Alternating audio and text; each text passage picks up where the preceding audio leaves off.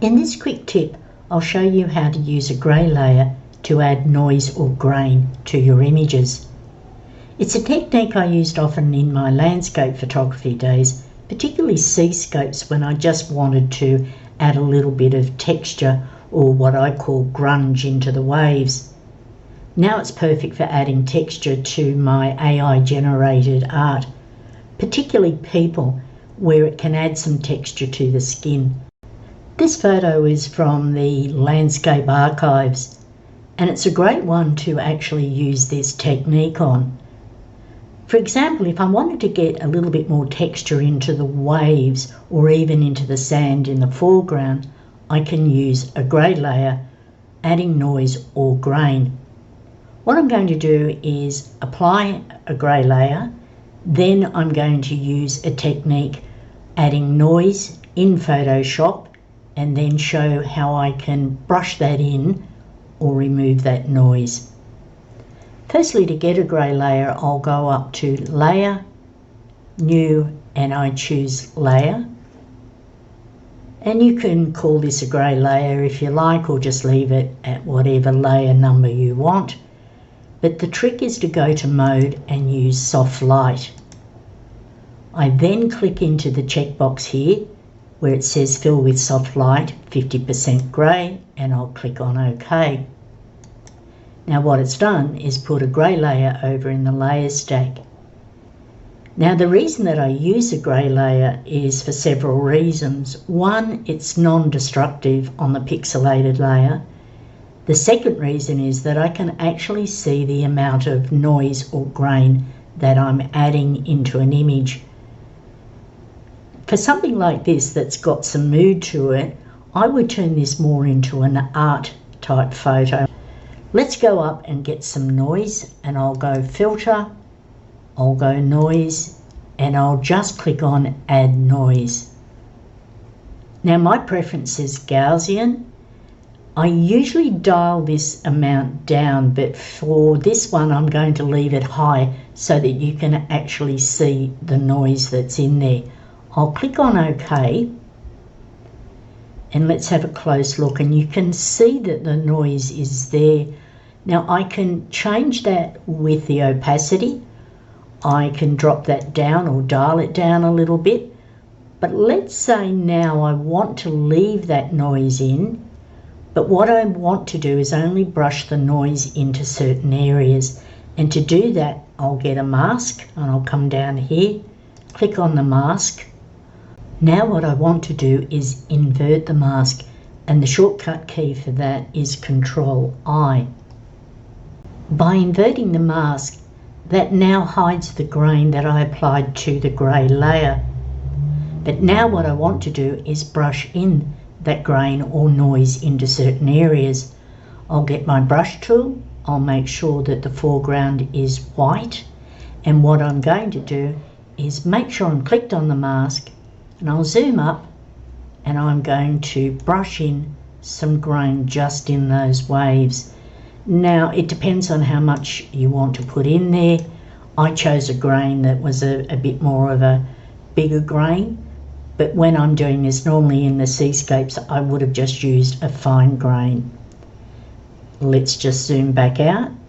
Now I want to apply some noise or grain to the sand in the foreground. I'll make sure I'm clicked on the mask, I've got my brush tool, and I'm at white. And what I'll do is just brush along that foreground there, and it just gives it a little bit more of a texture. Let's have a look at the mask, and you can actually see where I have brushed in that noise or grain. I could also apply it in the sky to give a little bit more texture and detail. And I'll just dab, or I can brush across. By working on a grey layer, it's non-destructive, and also too I can see the amount of grain. Like anything in Photoshop, there's different ways to do this. This is just one technique that I've used over the years of processing landscapes and now with my digital art. Next, I'm going to show how I will use this technique to apply texture into a skin of an AI generated image. This image is from a series that I've created all around about seasons, and this is the Winter Lady. I'll put a link up in the description of how I created the Autumn Lady, where I break down the layers, my thought process, and what I did to get the final result. I've zoomed up and let's have a look at her face, and she's got a little bit of texture in her skin, and it's this technique that I use. This one I'm going to use Nik Collection, and I'm going to use colour effects to give that textured look into the skin. I've already applied a grey layer. I'll make sure that I'm clicked on the grey layer in the layer stack.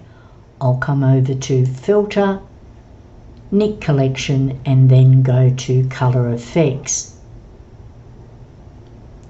The filter that I like to work on is where just coming down here and it's film grain. Now you'll notice here on the workspace it's the grey layer, and that's okay because I can work with that. Let's have a look at our options: fine grain, medium, soft, large and extreme. Normally I would go for fine grain because I only want a little bit of noise or grain in the texture of the skin. But for this, I'm going to use medium, and that's where you'll actually see the grain or the noise a little bit more. I'm going to come over and click on Apply. And what you'll find is that it now puts a new layer in with the Nik layer and the Colour Effects. I'm going to turn the bottom grey layer off. Now what I want to do is add a mask. I'm going to invert that mask, and then I'm going to brush in that noise grain to add texture to the face. The shortcut key to invert the mask is Control-I. I want to make sure that the foreground is white, and I've got my brush tool, and I'm going to come over here. I'll zoom up, and I might make that brush a little bit smaller, and I'm going to brush in that grain just on the face. Let's have a look at the mask, and you can actually see where I've applied or masked in that grain. If I turn that layer off and on, you can just see there's that little hint of texture in that skin. I find using this technique with Nik Collection 7 Colour Effects that I get a finer grain that I can brush into the texture of the skin. If I wanted to continue with this image, I could brush in a little bit more grain into the background to get it a little bit more of a grunge look. It's about doing selective adjustments to areas within your photo or your digital art. This is just one technique that you can add to your processing toolbox and use it whenever you want to add grain or noise in selective areas or over your whole image. Thanks for watching, and have fun being creative.